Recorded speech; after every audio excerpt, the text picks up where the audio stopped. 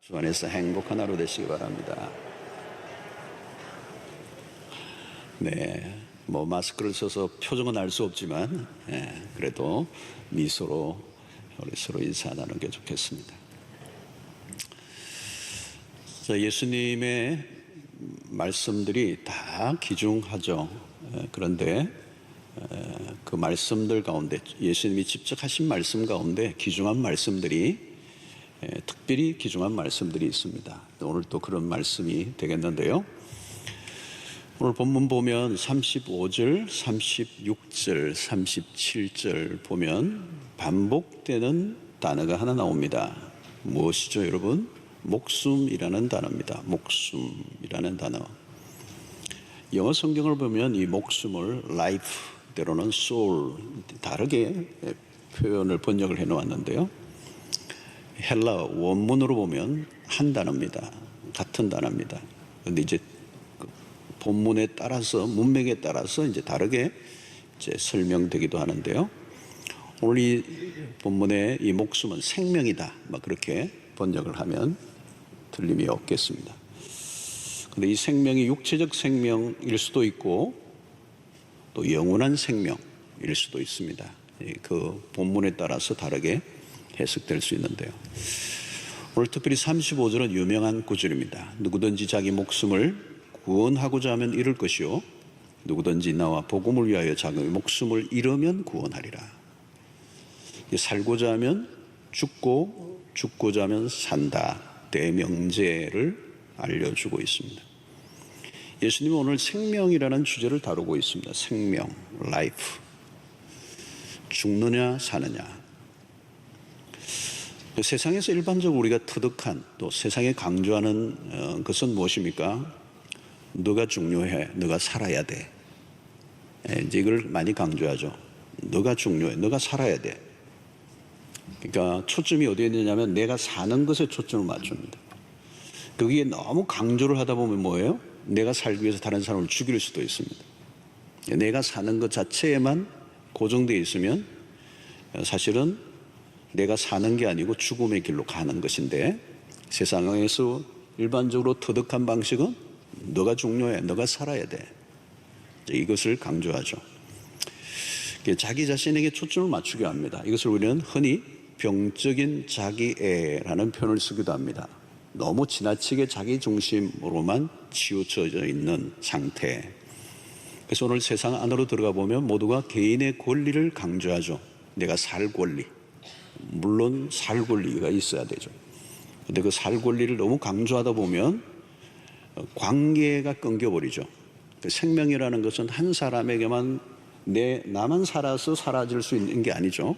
모든 생명과 연결이 될 때, 사실 우리가 모든 피조물의 생명들과 연결될 때 그 생명은 가치가 있고 또 풍성해지는 것입니다. 자, 오늘 이 코로나 팬데믹이 터지면서 우리는 개인, 때로는 국가주의, 그죠, 민족주의, 이런 것들이 더 강해졌습니다. 백신 확보 전쟁도 그런 것이죠. 어떤 나라는 남아있고 또 어떤 나라는 전혀 그것을 혜택을 받지 못하고 죽어가고 있습니다. 사람들과의 장벽이 높아지죠. 이제 먼저 내가 살아야 한다는 생각에 사로잡히는 이기주의의 덕세, 이것은 이전부터 있었지만 앞으로 더 심화될 가능성이 많습니다. 세상은 겉으로는 보면 고상해 보이지만 결국은 생존 경쟁입니다. 살려고 하는, 내가 살려고 하는 생존 경쟁. 그런데 이 생존의 전쟁 안에는 무엇이 있는가 하면 죽음에 대한 두려움이 있습니다. 필사적으로 죽지 않으려고 발부동치는 본능이 숨어 있는 것입니다. 여러분 보시면 이 병에 걸리면 이기적인 존재가 된다, 그렇게 얘기를 하잖아요. 왜 이기적인 존재가 되는가? 살려고 하는 본능에 초집중을 하기 때문에 그렇습니다. 이게 살아야 한다는 생각에 모든 것이 맞춰져 있습니다. 꽂혀 있기 때문에 다른 사람을 배려하고 생각할 마음의 여유가 전혀 없는 것입니다.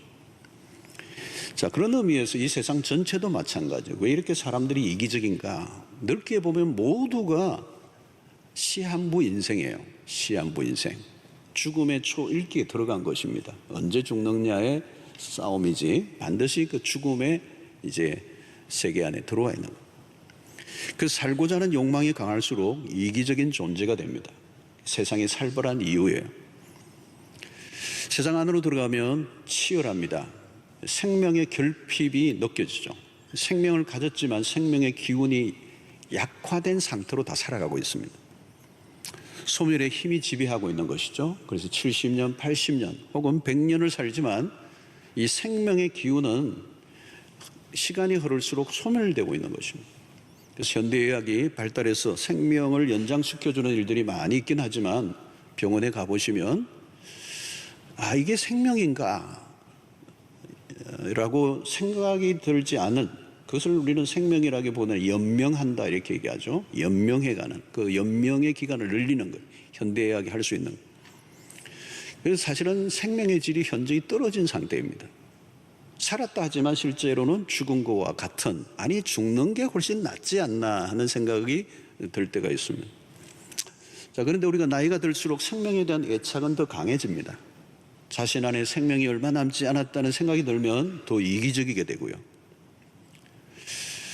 여러분, 성경은 인간이 죽음을 면할 수 없다, 이 아담의 후예들에게는 숙명이에요. 아이가 태어나는 순간부터 사실은 죽음은 이미 카운트다운이 시작이 된 겁니다. 그래서 살아간다가 아니라 사실은 죽음으로 가고 있는 거예요. 생명의 힘보다 죽음의 힘이 더 강하게 작동하고 있습니다. 그래서 이 죽음의 힘이 지배하고 있는 동안에는 인간에게 참된 평안은 없어요. 항상 불안한 것입니다. 가까운 사람이 암이라는 판정만 받아도 불안이 더 엄습해 오죠. 코로나 팬데믹으로 우리의 불안이 더 깊어졌습니다. 온 세상을 지배하는 것이 결국은 죽음의 힘이라는 것을 우리는 실감을 하고 있습니다.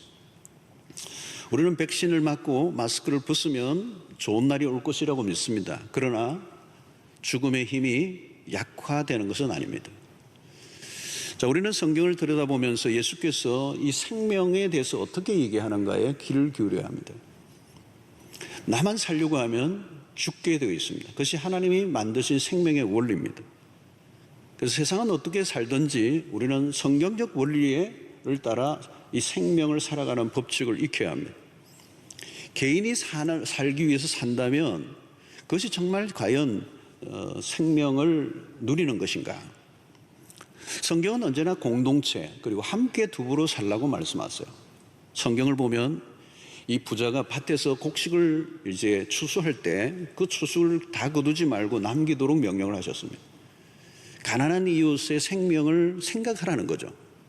내가 다 거두어 버릴 수도 있지만 일부를 반드시 남기게 하셨습니다. 그리고 주인이 직접 이 거두어서 어떤 가난한 자에게 주는 게 아니라 필요한 그 곡식이 필요한 당사자가 직접 따가도록 거두어 가도록 했습니다.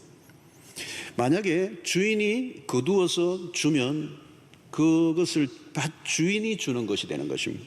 그러나 가난한 사람이 직접 따서 가져가도록 하는 것은 밭에 남아있는 것은 더 이상 주인의 것이 아니라는 뜻입니다. 남은 것을 거두어가는 사람들의 자존심까지 살려주었습니다. 이것이 바로 함께 살아가는 삶의 방식이에요. 하나님이 생명의 원리, 생명을 함께 누리도록 하시는 의도가 있는 것이죠. 나만 살려고 하면 잘 살 수 있을까? 생명의 질이 현저히 떨어지게 되어 있습니다. 내가 살려고 다른 사람을 공격하거나 죽이면 결국은 고통을 받게 되고 죽게 되죠. 나 혼자만이 잘 살고 잘 먹고 사는 법은 없습니다. 나와 나의 생명과 다른 사람의 생명이 깊이 연결되어 있기 때문에 그렇습니다. 그래서 이렇게 예수님은 누구든지 자기 목숨을 구원하고자 하면 잃을 것이다. 자기 자신만의 생명을 위해서 살면 반드시 너도 죽을 것이다. 그 생명은 온전한 생명이 될 수 없다는 것을 가르치고 있는 것입니다. 자, 오늘 주님은 이 생명과 죽음을 대조적으로 언급하시는데 이 생명과 죽음, 어떻게 살아왔던 인간은 결국은 죽게 되는데요. 그때 우리는 모든 것을 다 내려놓아야 합니다. 죽음의 준비가 되어 있지 않든 죽음 앞에 서야 돼요. 문제는 이 목숨이 하나밖에 없다는 거예요. 하나밖에 없는 목숨을 어떻게 해야 하는가가 가장 큰 관제입니다. 요한 1서 5장 11절에 보면 또 증거는 이것이니 하나님이 우리에게 영생을 주신 것과 이 생명이 그의 아들 안에 있는 그것이니라. 죽지 않고 영원히 사는 길을 열어주셨다. 생명이 귀중한 것은 80년, 90년, 100년이 귀중하기도 하지만 그 생명이 영원으로 연결되기 때문에 그 생명이 귀중하다는 거예요. 그래서 그 생명을 구원하시려고, 그 생명을 주시려고 그리스도께서 십자가에 죽으셨다는 거예요. 그러므로 여러분, 우리가 성경을 통하여 생명을 바라보아야 하는 관점, 그것은 그리스도의 죽으심과 부활은 연결되어 있어요. 죽음은 끝이 아니고 시작이라는 거예요. 그래서 오늘 36절에 사람이 만일 온 천하를 얻고도 자기 목숨을 잃으면 무엇이 유익하냐. 여러분, 여기에서 이 목숨이라는 것은 영원한 생명을 말하는 거예요. 영원한 생명. 그래서 전도서에 솔로몬이 돈과 권력과 명성과 쾌락과 모든 걸 다 누렸지만, 천하를 얻은 사람이었지만 그는 결국은 헛되다라고 얘기했던 이유가 뭘까요? 죽음 때문에. 죽음은 인생의 한계를 정확하게 그어놓는 것이에요. 여기 목숨을 잃는다, 영원한 생명을 잃는다는 것입니다. 영원한 생명과 맞바꿀 수 있는 게 있는가? 없다는 겁니다. 근데 사람들은 지금 여기 이 세상의 모든 걸 걸고 살아요. 죽도록 일하다가 죽죠. 최선을 다하는 건 좋아요. 그런데 무엇을 위한 최선인가? 그렇게 아둥바둥 살았던 삶의 끝에서 허망한 죽음이 오고 마침내 마지막 심판 앞에 선다면 얼마나 허망한 인생이 되겠습니까? 사람들은 목숨을 지키기 위해 전력을 다합니다. 각종 보험을 들기도 하고, 운동도 열심히 하고, 근육도 막 키우고, 유기농 막 건강식품들을 막 챙겨 먹습니다. 그러나 여러분, 죽음을 피할 수는 없어요. 살 권리를 아무리 주장해도 죽음을 미룰 수는 없어요. 여러분, 신자들은 달라요. 우리가 건강하게 사는 노력도 해야 합니다. 그러나 우리의 생명은 하나님의 손에 달려 있어요. 하나님의 주권 속에 있는 것입니다. 우리는 그냥 살아가는 사람이 아니고, 오늘 살아있다는 것은 하나님으로부터 부여된 생명 안에서 사는 거예요. 그냥 사는 게 아니고, 내가 쟁취한 생명이 아니고 하나님이 주신 생명이라는 거예요. 소극적인 태도로 살면 안 돼요. 죽음에 대해서 노심초사하는 삶을 살아서는 안 된다는 거예요. 죽음에 대해서도 우리는 바른 태도를 가지고 살아야 한다는 거예요. 여러분, 우리가 할 일은 죽음을 맞이하는 훈련입니다. 죽음을 외면하거나 거부해서는 안 됩니다. 사람들은 아무리 장례식장을 다녀와도요, 그 죽음은 나와 상관없는 것으로 자꾸 여겨요. 그래서 그걸 자꾸 외면하고 그냥 터부시해버리고 생각도 안 하려고 그러고, 그 죽음에 직면하지 않으려고 그래요. 그러나 여러분, 우리는 달라요. 죽음과 친숙해져야 돼요. 신자인데도 죽음 앞에서 너무 준비가 안 된 모습을 하고 살아가는 사람이 있습니다. 한 번도 죽음에 대해서 생각해보지 못했던 사람인 것처럼 그 죽음 앞에 당황해야 하는. 여러분, 부활의 약속을 믿는 사람들은 죽음을 부정적으로 보지 않습니다. 신자는 죽음에 대해서 잘 준비된 모습으로 살아가는 사람들이어야 되는. 오늘 37절에 사람이 무엇을 주고 자기 목숨과 바꾸겠느냐? 생명은 참으로 귀중한 것입니다. 생명과 바꿀 수 있는 것이 없습니다. 주님은 이 관점으로 우리의 생명의 가치를 바라보라고 가르치고 있는 것입니다. 성경이 보는 생명에 대한 태도는 놀랍습니다. 세상의 사람들이 말하는 생명은 흔히 이 육체에 제한되어 있어요. 그냥 이 땅에 사는 동안의 생명을 얘기하고 육체적인 생명에 대해서 얘기하는 것입니다. 세상 사람들이 말하는 인권의 수준도 마찬가지예요. 그러나 여러분, 생명의, 이 성경이 말씀하는 생명의 가치, 영원한 생명에 대한 가치에 눈을 뜨면요, 삶의 태도가 달라집니다. 우리가 가져야 될 초점은 영원한 생명입니다. 육체적 생명을 훨씬 뛰어넘은 진정한 생명을 추구해야 한다는 것입니다. 그리스도인들은 생명에 대한 관점이 달라야 합니다. 예수를 믿는 순간 우리 안에는 참 생명이 들어왔어요. 단순히 생존에 있는 것과 다른 것입니다. 겨우 연명하는 그런 생명을 가진 것이 아니고 하나님의 영원한 그분의 생명이 우리 안에 들어와 그분과 연결된, 이미 영생이 우리의 삶 속에 예수를 믿는 순간 시작이 된 것입니다. 모든 생명의 원천은 하나님으로부터 시작이 됩니다. 시편 36편 9절을 보면 진실로 생명의 원천이 주께 있사오니 주의 빛 안에서 우리가 빛을 보리이다. 이런 생명은 전적으로 하나님으로부터 왔습니다. 하나님과 분리되면 참된 생명은 없습니다. 하나님과 분리된 사람은 이미 생명으로부터 떨어져 있어 죽은 자와 같습니다. 살아있지만 아주 제한적인 생명일 뿐이에요. 하나님을 떠난 인간은 그러므로 그 육체적 생명조차도 질이 현저히 떨어진 상태, 활기참이 없어요. 불안하고 두렵고 살아있다고 말하기보다는 아직 죽지 않은 상태와 가까운 것입니다. 그러므로 인간이 존재론적으로 불안한 이유가 거기에 있습니다. 그러나 우리에게는 예수 안에서 영원한 생명이 우리 안에서 작동되고 있는 거예요. 영생은 이미 시작되었어요. 하나님이 말씀하시는 복이라는 이 히브리어 바라크라고 하는 단어가 있는데, 이 하나님이 말씀하시는 이 복이란 뭐냐? 곧 생명을 말하는 거예요. 하나님이 부여하신 이 생명 안에서 우리가 살고 있어요. 그래서 예수님이 마귀로부터 시험을 받으셨을 때 사람이 떡으로만 사는 것이 아니요 하나님의 입으로부터 나오는 말씀으로 살 것이니라. 여기서 하나님의 입으로부터 나오는 말씀으로 살 것이니라 라고 할 때 이 산다라고 하는 말은 단순히 육체적인 생존을 의미하지 않아요. 육체는 떡으로 살지만 영혼은 떡으로만 안 돼요. 진정한 생명은 하나님의 말씀으로 산다는 겁니다. 하나님의 말씀이 우리 안에 생명력을 부여해주고 살아가게 만드는 힘을 부여해준다는 것. 이 말씀이 우리의 영혼을 만족하게 하고 이 말씀이 곧 영생하게 하는 말씀이라는 것. 요한복음 6장 68절을 보면 시몬 베드로가 대답하되 주여 영생의 말씀이 주께 있사오니 우리가 누구에게로 가오리까? 요즘 우리가 바이블 온 캠페인을 하고 있습니다. 성도님들이 막 성경을 막 읽고 필사하고 암송하고 큐티하고 열심히 해요.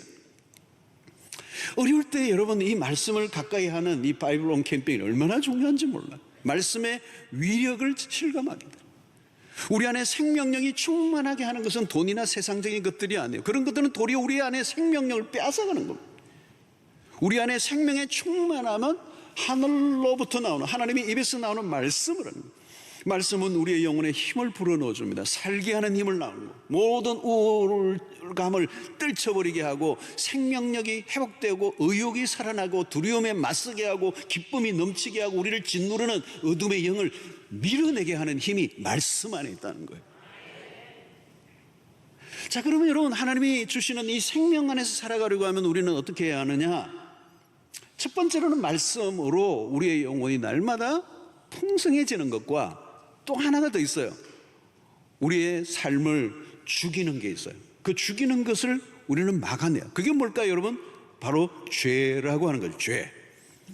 로마서 8장 13절을 보면 아주 중요한 말씀이에요. 너희가 육신대로 살면 반드시 죽을 것이로되, 반드시 죽을 것이로되 영으로서 몸의 행실을 죽이면 살리니 그랬어요. 이 청교도 신학자인 존 오웬이 죄 죽이기라고 하는 이 유명한 책을 썼어요. 이 구절, 로마서 8장 13절 한 구절을 가지고 아주 깊이 있게 이 죄 문제를 다루고 있습니다. 여러분, 우리 안에 죄가 우리의 생명을 단축시키고 있다는 거예요. 우리를 죽이는 것은 딴 게 아니에요. 죄예요, 죄. 바이러스나 암이 우리를 죽이는 게 아니라 죄가 우리를 죽이고 있어요. 죄가 지배하는 삶은 우리를 생명과 멀어지게 하는 겁니다. 과도한 욕망은 우리의 명을 단축시키는 거예요. 자기가 가질 만큼 가졌는데 또 남의 것까지 빼앗아야 성미가 차는 사람, 자아의 만족을 위해서 다른 사람의 희생을 강요하는 것, 이 모든 게 뭐예요? 명을 단축하는 거예요. 여러분, 아무리 좋은 것을 골라 먹어도 죄가 나를 지배하면 소용이 없습니다. 죄의 지배를 받는 육신을 따라 살면 이미 죽은 자와 같다는 거예요. 누가 나를 죽이는가? 내 안에 있는 죄라는 겁니다. 이 죄를 죽여라. 이 존 오웬이 날마다 얘기해요. 여러분, 우리 안에 있는 죄는 우리를 가만히 두지 않습니다. 쉴 새 없이 나를 공격합니다. 이 죄의 힘은 강력합니다. 지속적으로 죄를 짓도록 자극합니다. 그래서 하나님으로부터 멀어지게 하고 하나님의 생명과 분리를 시키고 죽음으로 몰고 가는 거예요. 이 죄를 죽여라, 죽여라. 여러분, 오늘날 세상의 사람들의 모습을 보십시오. 죽음의 자리로 스스로 몰아가고 있습니다. 갈수록 악해지고 더 노골적이고. 여러분, 우리는 어떻습니까? 이 죄를 이겨야 삽니다. 죄를 이기지 못하면 살았다 하나 실상은 죽은 자예요.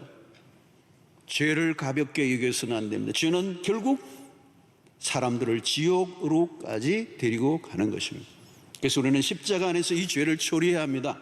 죄가 얼마나 무서운가를 두렵고 떠는 마음을 가지고 바라보고 그리스도의 십자가 안에서 날마다 이 죄로부터 오는 탐심과 정욕을 십자가에 못 박아요. 갈라디아서 5장 24절의 말씀이죠. 그리스도 예수의 사람들은 육체와 함께 그 정욕과 탐심을 십자가에 못 박았느니라.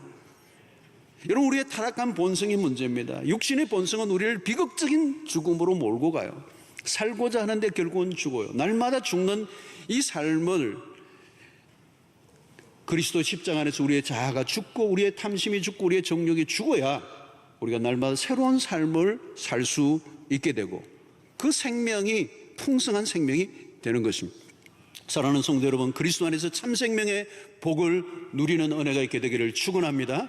죽음의 영이 우리를 짓누르지 않고 죽고 사는 차원을 뛰어넘는 하나님의 백성들로 살아갈 수 있게 되기를 바랍니다.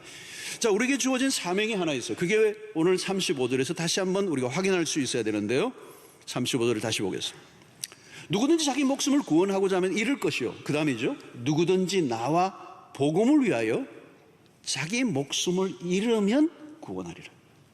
여기 자기 목숨을 잃으면 구원하리라. 무엇을 위하여 자기 목숨을 잃어야 구원을 얻는다는 거요? 나와 복음을 위하여. 예수와 복음을 위하여. 우리의 귀중한 생명을 바칠 유일한 것을 알려주고 있는 겁니다. 만약에 이 복음, 예수 그리스도와 복음을 위하여 우리의 생명을 드리는 것은 낭비가 아니라 가장 가치 있는 일이라는 거예요. 그것은 교회의 존재 이유고 신자들에게 주어진 사명입니다. 우리 자신의 목숨을 헛되지 않게 사는 유일한 비결은 우리에게 주신 이 귀중한 생명을 가지고 예수와 복음을 위하여 살아 나와 똑같이 다른 사람들도 구원에 이르게 하는 일을 위하여 살아가는 것, 이것이 우리에게 주어진 사명이라는 거예요. 그래서 38절 보십시오. 누구든지 이 엄난하고 죄 많은 세대에서 나와 내 말을 부끄러워하면 인자도 아버지의 영광으로 거룩한 천사들과 함께 올 때에 그 사람을 부끄러워하리라. 이 말은 뭘까요, 여러분? 이 엄난하고 죄 많은 세대에 주님은 나와 내 말을 부끄러워하지 말고 담대하게 복음을 전하라는 거예요. 여러분, 왜 우리가 예수를 믿습니까? 진짜 예수를 믿는다는 것은 무엇입니까? 믿고 구원을 얻어 영생의 삶을 사는데 결국 뭘까요, 여러분? 천국을 가는 것입니다. 우리가 오늘 본문의 말씀처럼 천하를 다 얻었다 한들 목숨을 잃으면 무슨 의미가 있느냐? 남은 것은 딱 하나예요. 영원한 생명을 얻는 일입니다. 여러분, 영적인 눈을 뜨면 딱 하나예요. 영원한 생명, 영생을 얻는 일보다 더 귀중한 일은 없습니다. 예수가 단순히 우리의 현세의 행복을 위해 죽으신 게 아닙니다. 예수를 믿으면 행복한 삶을 살 수 있습니다. 그러나 예수가 십자가에 죽으신 것은 단순한 행복한 이상의 삶을 위해서가 아니라 영원한 생명을 주시기 위해서. 여러분, 우리가 지상에서 고생을 해도 천상에서 영원한 복락을 누린다면 그 고생은 참을 만합니다. 그러나 아무리 세상에서 호의호식을 해도 천국에 들어가지 못하면 말짱 꽝이. 이 세상이 만약에 전부라면 그 인생이 얼마나 허무한 인생이겠어요. 주님은 왜 보물을 하늘에 쌓아두라고 하셨습니까? 이 땅에 쌓은 것들은 다 사라지고 말 것이기 때문에. 여러분, 우리 자녀들에게 무엇을 물려줄 것입니까?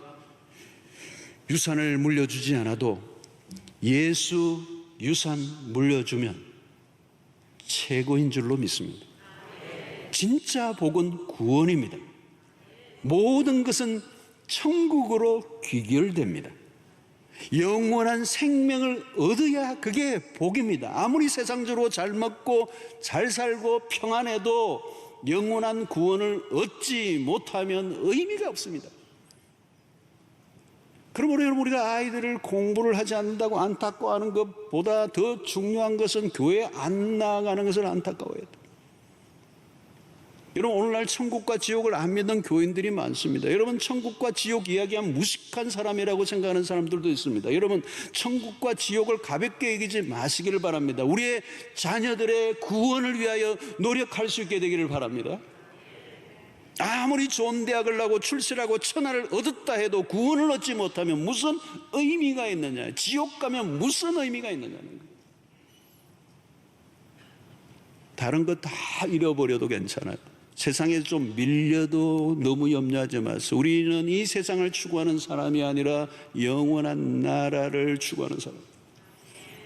우리의 최종적인 목표는 천국이에요. 천국을 놓치면 비극입니다. 다른 것은 다 잃어버려도 영생을 얻었다면 성공입니다. 여러분, 말기 암에 걸린 게 불행 아닙니다. 예수 안 믿어 영원한 생명 얻지 못한 것이 불행이고 비극입니다. 예수 믿어 천국에 소망을 가진 사람은 어떤 일이 일어나도 절망할 일이 없습니다. 여러분, 무엇에 투자하고 삽니까? 주식에 투자하고 사업에 투자하고 다양한 것에 투자합니다. 다 좋아요. 그런데 자세히 보세요. 언젠가는 다 사라지고 맙니다. 아무리 투자해도 하나도 못 건집니다. 영원을 위하여 투자할 수 있게 되기를 축원합니다.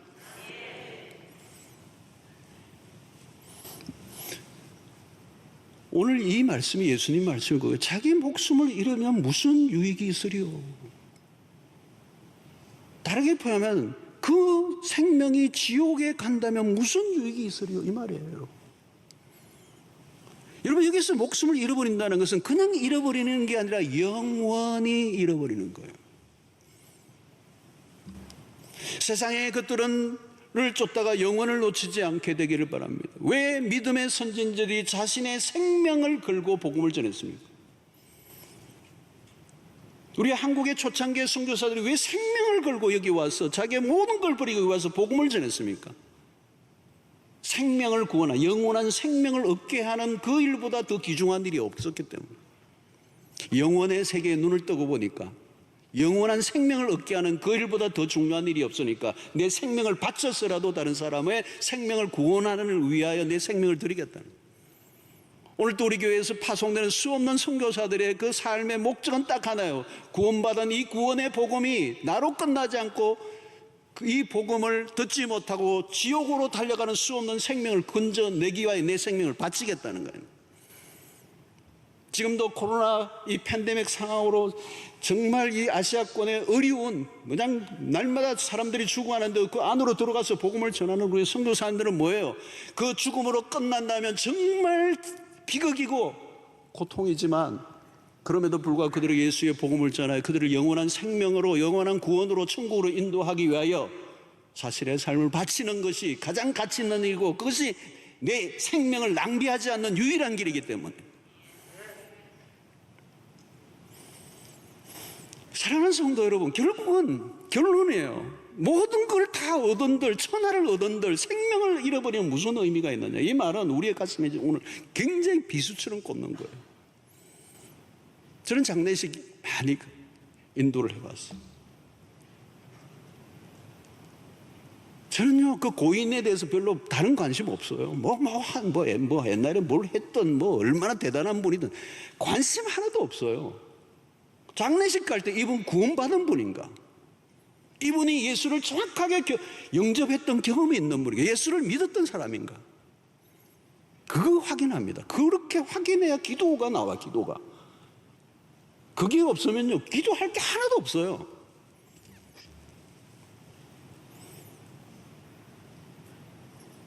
천국 가야 합니다. 저는 우리 교회 성도들의 얼마나 많은가가 보다 우리 교인들이 다 천국 가야 할 텐데 90% 가면 안 됩니다. 99% 가면 안 됩니다. 한 영혼이라도 천국을 놓쳐서는 안 된다는 거예요.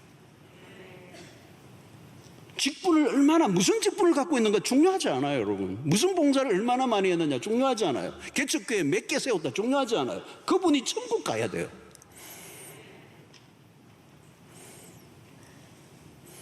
교회 뭐 세상적으로 잘 나가는 사람들이 얼마나 다니느냐, 별 의미 없습니다. 잠깐입니다, 여러분.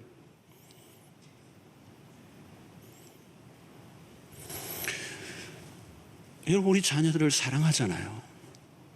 진짜 사랑하느냐는 거죠. 우리 자녀 진짜 사랑하느냐? 그러면 여러분, 그 자녀가 천국 가야 됩니다. 천국을 소개하고 천국으로 인도하지 않는데 그 자녀를 사랑한다고요? 사랑하는 거 아닙니다. 모든 거 다 해줘도 사랑하는 거 아닙니다. 영원을 잃어버리는 겁니다.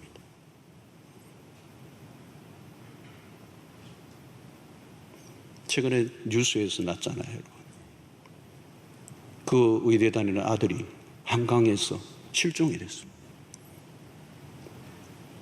아버지가 그냥 그 아들을 찾는다고 그냥 미친 듯이 찾아다니고 막 걸고, 자기 찾으러 다니는 동안에 그 아이가 집에 와서 놀랄까봐 집에도 담보 써놓고 아들을 찾는 거야. 아들을 찾는 거야. 아들을 사랑하는 아버지의 모습을 보였어요. 이런 육신적인 생명도 그토록 귀중하다면 영원한 생명은 얼마나 귀중한 것일까요? 여러분, 믿음으로 내가 천국에 간다는 것을 확신한다면 얘기하지 않을 수 없습니다. 이 어린이 주일날 우리 자녀들에게도 여러분, 지금 복음을 전해야 돼요. 아이들에게 어릴 때 복음을 전해야 돼요.